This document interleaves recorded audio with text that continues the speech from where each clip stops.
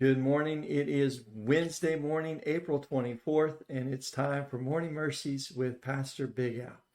I'm Pastor Big Al, and I have my Bible this morning with me. I also have a cup of coffee in my Jerusalem cup, reminding us to pray for the peace of Jerusalem, also reminding us to pray for the people of Israel, the Jewish people around the world, as this week they are celebrating Passover.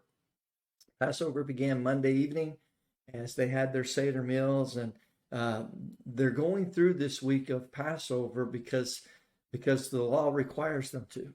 The Bible requires them to observe this every year.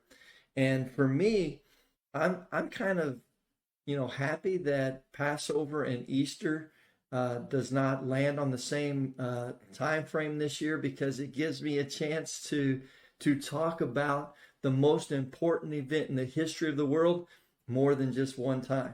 And so this is a pretty awesome Isaiah chapter 53, verse 7. It says, "He was oppressed and treated harshly, yet he never said a word. He was led like a lamb to the slaughter, and as a sheep is silent before the shearers, he did not open his mouth." Now, this is a prophecy of what will happen to Jesus, and it all depends on which gospel that you look at. If you look at Matthew and Mark, the story is recorded that Jesus is before the Sanhedrin. He has been arrested, and he is on trial before the Sanhedrin, but he doesn't open his mouth. He remains silent as they mock him, and as they put him through false testimonies in this trial, he doesn't say anything. But if you look at the Gospel of John, it's when Jesus is before Pilate, and Pilate is questioning him.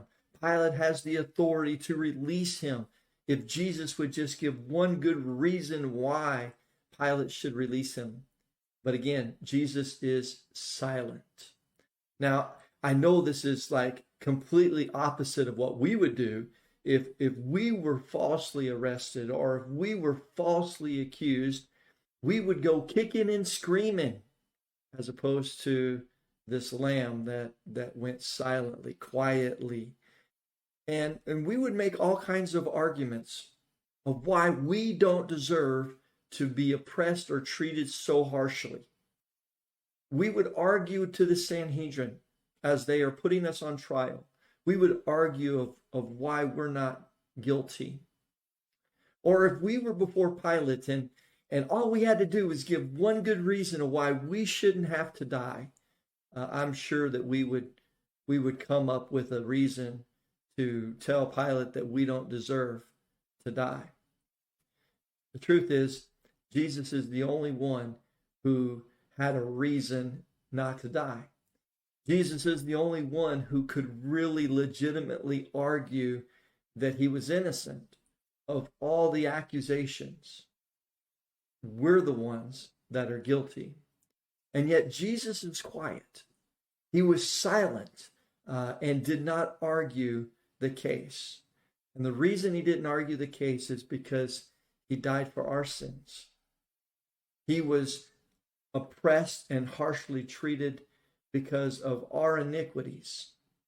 And therefore, we're guilty.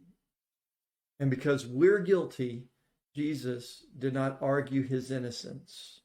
He absorbed and took our guilt upon him.